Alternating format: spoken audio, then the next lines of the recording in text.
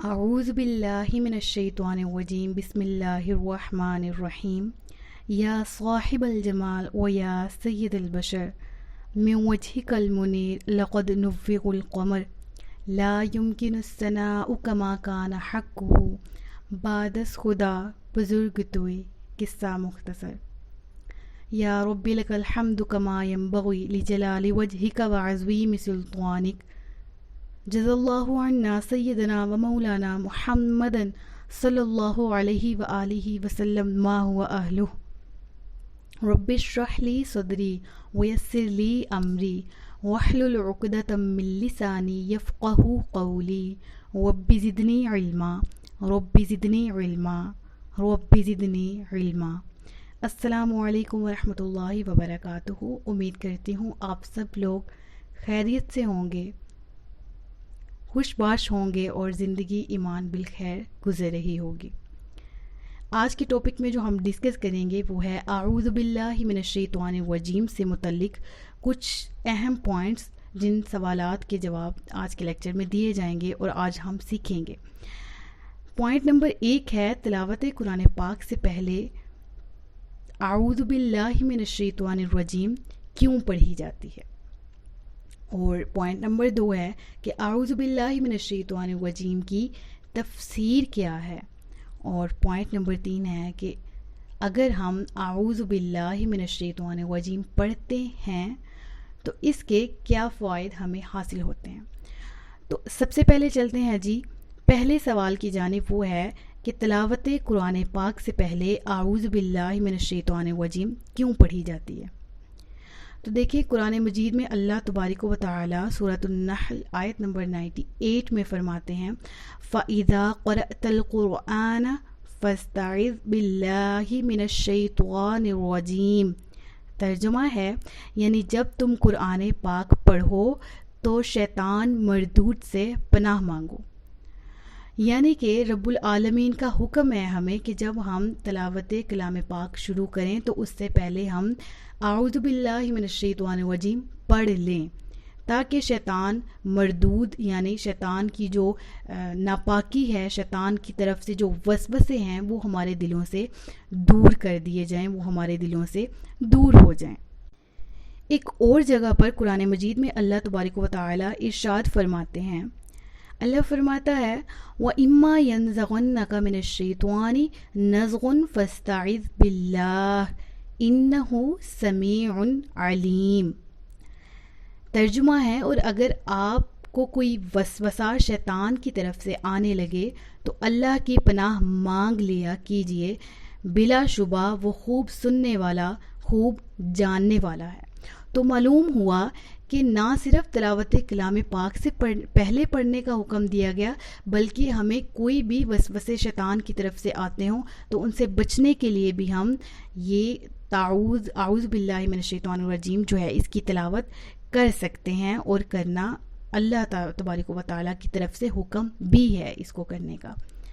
جہاں تک یہ رب العالمین کا حکم ہے، وہیں پر یہ اللہ تبارک و تعالیٰ کے حکم سے اس پر رسول اللہ صلی اللہ علیہ وسلم نے بھی عمل کیا اور صحابہ کرام نے بھی، یعنی کہ نبی پاک صلی اللہ علیہ وسلم بھی جب تلاوت شروع کرتے تھے تو اس سے پہلے اعوذ باللہ من الشیطان الرجیم پڑھتے تھے، اور صحابہ اکرام بھی علیہم الرضوان وہ بھی اس طرح کرتے تھے۔ یعنی کہ اگر ہم تلاوت سے پہلے اعوذ باللہ من الشیطان الرجیم پڑھتے ہیں تو اس سے نہ صرف حکم ربانی کی پیروی ہوتی ہے بلکہ سنت رسول بھی ادا ہو جاتی ہے۔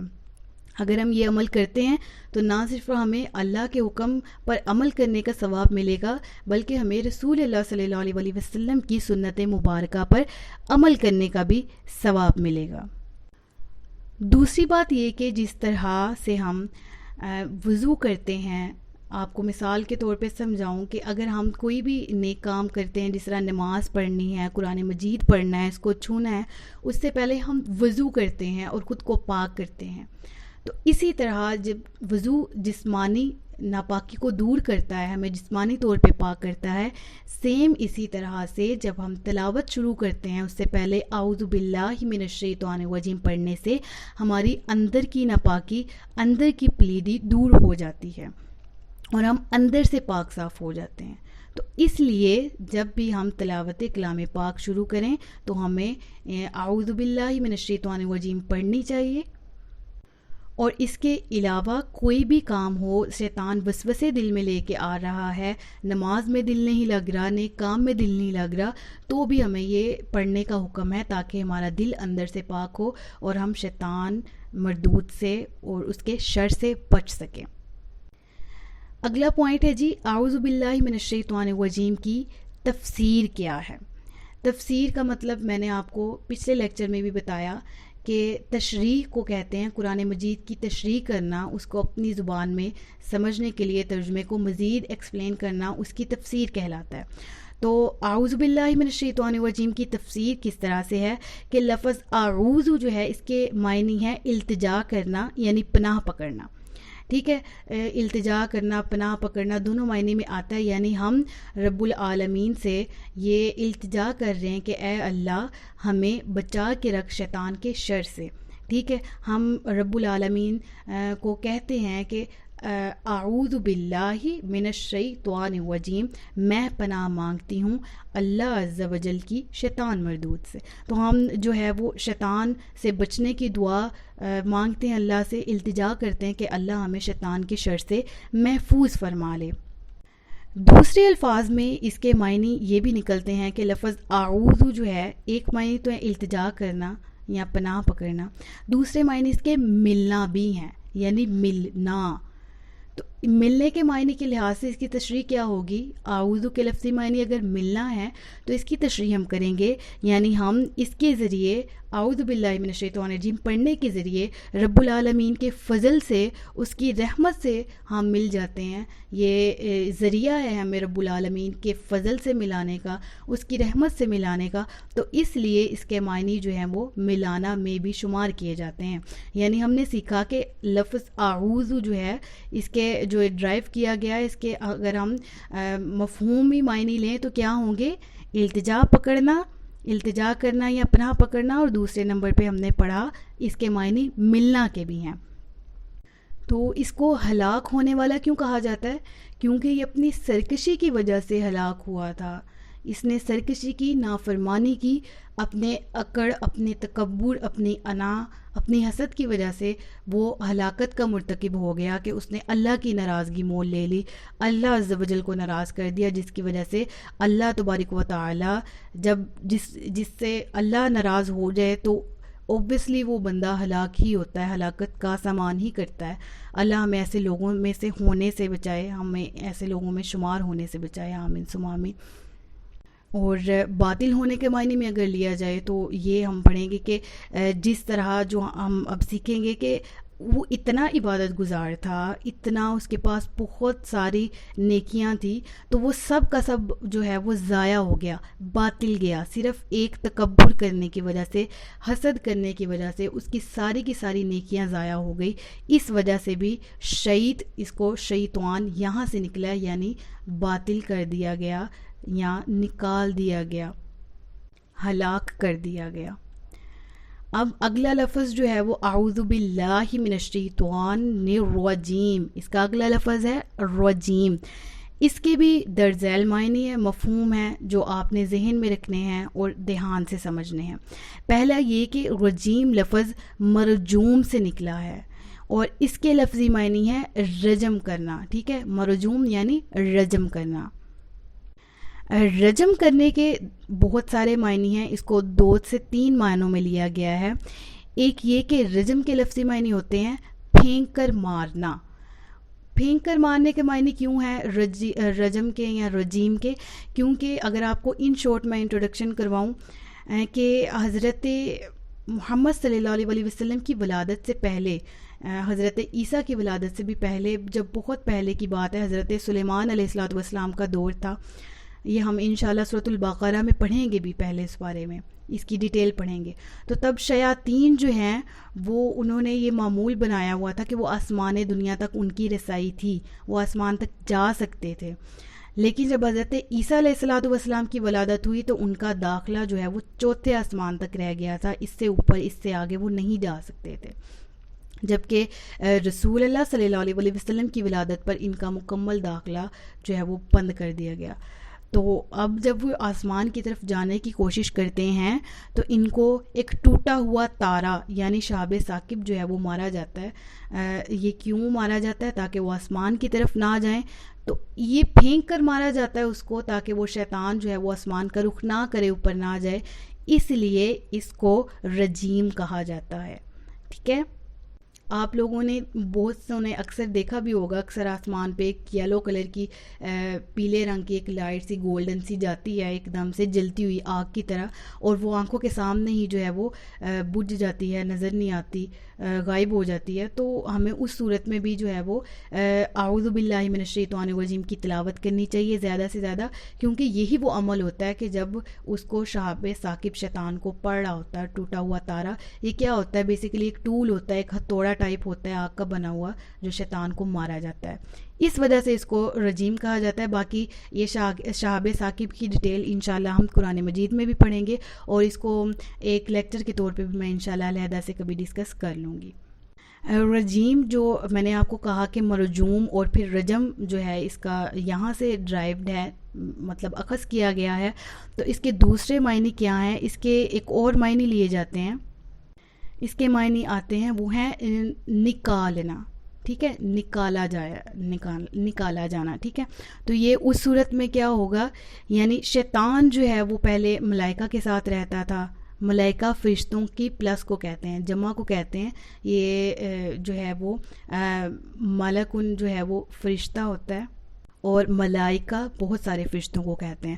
تو پہلے یہ بہت سارے فرشتوں کے ساتھ رہتا تھا، اور پھر وہاں سے جب یہ اپنے سرکشی کی وجہ سے نکال دیا گیا، اللہ تبارک و تعالیٰ نے فرمایا مخرج منہا، نکل جا یہاں سے، تو یہ کہہ کر جب اللہ نے اس کو شیطان کو نکال دیا، تو اس وجہ سے بھی اس کو رجیم کہا جاتا ہے، یعنی نکالا گیا۔ دو معنی ہم نے پڑھ لیے، ایک یہ کہ پھینک کر مارا جانے والا، اور دوسرا نکال دیا جانے والا، اور دونوں کی ڈیٹیل بھی ہم نے پڑھ لی۔ تیسری یہ کہ رجم لفظ جو ہے اس کے لفظی معنی لعنت کیا گیا بھی ہے، یعنی مردود۔ اب ذرا غور کریں بات پہ کہ مردود کا لفظی معنی ہے لعنت کیا گیا، اور لعنت کے لفظی معنی ہے جو اللہ کی رحمت سے دور ہو۔ تو اللہ تبارک و تعالیٰ نے قرآن مجید میں ارشاد فرمایا شیطان کو کہ ان علیک اللعنۃ الی یوم الدین، ترجمہ ہے اور تجھ پر قیامت تک لعنت ہو، یعنی استغفر اللہ، اس پر ہمیشہ اللہ تبارک و تعالیٰ کی طرف سے بھی، فرشتوں کی طرف سے بھی، اور انسانوں کی طرف سے بھی لعنت پڑتی رہے گی، جب تک اعوذ باللہ من الشیطان الرجیم کی تلاوت دنیا میں ہوتی رہے گی، اور مسلمان جو ہے وہ اس سے پناہ مانگتے رہیں گے، جو ہے اس سے بچنے کی دعا مانگتے رہیں گے، اس وقت تک اس پر لعنت بھی پڑتی رہے گی۔ تو یہ تھی اعوذ باللہ من الشیطان الرجیم کی مکمل تفسیر۔ اب پوائنٹ نمبر 3 ڈسکس کرتے ہیں، یہ ہے کہ اعوذ باللہ من الشیطان الرجیم کے فائدے کیا ہیں۔ تو پہلا فائدہ تو یہ کہ ہم انٹرنلی اندر سے پاک ہو جاتے ہیں، روحانی طور پہ ہمیں سکون ملتا ہے اس کی تلاوت کر کے، ہم شیطان کے شر سے محفوظ رہ جاتے ہیں۔ اور دوسرا یہ کہ ہم سب کو معلوم ہے کہ غصہ جو ہے وہ ہر بیماری کی جڑ ہے، ٹھیک ہے، ہر گناہ کی جڑ آپ لگا لیں کہ ہمارے دل کی جو بھی بیماری ہے وہ غصے سے شروع ہوتی ہے۔ انسان کو غصے میں ہی پتہ نہیں لگتا کہ وہ کیا کر رہا ہے، یعنی گناہوں کا جو میں کہوں کہ جڑ ہے گناہوں کی، ہزاروں گناہوں کی جڑ وہ غصہ ہے۔ تو اگر ہم اعوذ باللہ من الشیطان الرجیم پڑھتے ہیں تو اس سے غصہ دور ہو جاتا ہے۔ تو ایسے لوگ جن کو یہ شکایت رہتی ہے کہ ان کے جاننے والوں میں سے کوئی بہت زیادہ غصہ کرتا ہے، یا وہ خود بہت زیادہ چڑچڑے اور غصہ کرتے ہیں، تو ان کو چاہیے کہ وہ اس کی زیادہ سے زیادہ تلاوت کریں، تاکہ وہ روحانی طور پر بھی پاک ہو جائیں اور وہ غصے سے بھی بچ سکیں، تاکہ مزید کام غلط ہونے سے بچیں جو وہ اپنے ساتھ بھی غصے میں کرتے ہیں اور دوسروں کے ساتھ بھی۔ جیسے کہ شیطان ہے، وہ کہتا ہے کہ جب انسان غصے میں ہوتا ہے نا، تو وہ میرے ہاتھوں ایک گیند کی مانند ہوتا ہے، میں جیسے چاہوں اس کو جہاں چاہوں ماروں۔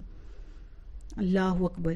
وہ ہم یعنی جب ہم غصے میں ہوتے ہیں تو ہم کس قدر کھلونا بنے ہوئے ہوتے ہیں شیطان کے ہاتھوں سے، استغفر اللہ۔ تو اللہ ہمیں ایسا ہونے سے بچائے۔ دوسری بات یہ کہ بستان التفاسیر میں مذکور ہے بات کہ نبی کریم صلی اللہ علیہ وسلم نے فرمایا جو شخص روزانہ 10 بار اعوذ باللہ من الشیطان الرجیم پڑھتا ہے تو اللہ تبارک و تعالیٰ کی طرف سے ایک فرشتہ مقرر فرما دیا جاتا ہے جو اسے شیطان کے شر سے محفوظ فرما دیتا ہے۔ سبحان اللہ عز و جل۔ تو آج کے لیکچر میں کے لیے اتنا ہی۔ ہم نے اس سے یہ سیکھا کہ ہم نے تکبر نہیں کرنا، ہم نے فخر نہیں کرنا، ہم نے حسد نہیں کرنا۔ یہ وہ بیماریاں ہیں، یہ وہ گناہ ہیں جس نے شیطان کو اتنی عبادت کے باوجود بھی جو ہے وہ کہیں کا نہیں چھوڑا، مردود بنا دیا۔ تو شیطان کے پاس تو بہت ساری عبادت بھی تھی لیکن وہ سب کی سب رائیگاں گئی۔ تو ہم لوگ آگے ہی بہت گناہ گار ہیں، اس کے باوجود اگر ہم شیطان کے پیروکار بن جائیں نعوذ باللہ، یا ہم شیطان کی باتیں ماننا شروع کر دیں، فالو کریں، غصے کو اگنور نہ کریں۔ غصہ آتا ہے تو ٹھیک ہے، ہم بہت فخر سے بعض اوقات بتا رہے ہوتے ہیں کہ جی میں غصے کی بہت تیز ہوں یا میں غصے کا بہت تیز ہوں، اس چیز کو بڑا فخر سمجھتے ہیں۔ تو خدارہ یہ بیماری ہے، یہ گناہ ہے، اس سے بچیں۔ دین اسلام میں تو غصہ ویسے ہی حرام ہے۔ تو اللہ تبارک و تعالی ہم سب کو شیطان مردود کے شر سے محفوظ فرمائے۔ اپنے دین کے لیے خاص کر کے ہمیں اپنے دین کی اشاعت کے لیے، تبلیغ کے لیے، دین پر عمل کرنے کے لیے چن لے۔ آج کے لیکچر کے لیے اتنا ہی۔ کوئی چیز سمجھ نہیں آئی، کوئی بات سمجھ نہیں آئی، آپ کمنٹس میں مجھ سے کویشچن کر سکتے ہیں، انشاءاللہ میں آپ کو وہاں پر جواب دے دوں گی۔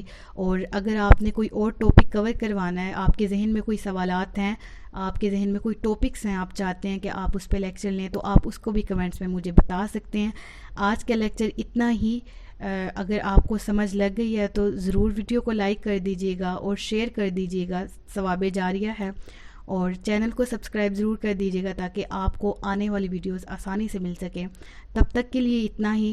تاجدار ختم نبوت زندہ باد، پاکستان ہمیشہ زندہ باد۔ السلام علیکم ورحمۃ اللہ وبرکاتہ۔